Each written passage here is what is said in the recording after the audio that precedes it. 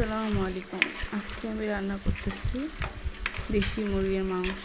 ফার্স্টে এগুলো ম্যারিনেট করে নিচ্ছি।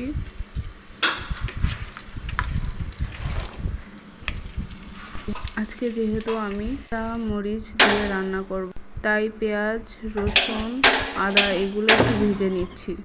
এরপর তেল দিয়েছি, অল্প অল্প হালকা হালকা ভাজা হয়ে গেলে এখানে আমি মুরগির মাংসগুলো দিয়ে দেবো। এরপরে মুরগির মাংসগুলো একটু ভেজে নেব। ভেজে নেওয়ার পরে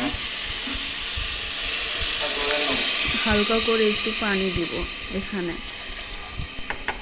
যেহেতু আমি প্রেসার কুকারে রান্না করতেছি, সেহেতু আমার মুরগির মাংসটা রান্না করা একটু তাড়াতাড়ি হয়ে গেছে।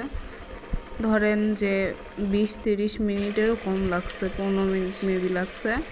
15 মিনিট পর আপনারা দেখতে পাচ্ছেন যে মুরগির মাংস প্রায় রান্না করা হয়ে গেছে। কাঁচা মরিচ দিয়ে ফার্স্ট আমার মুরগির মাংস রান্না করা।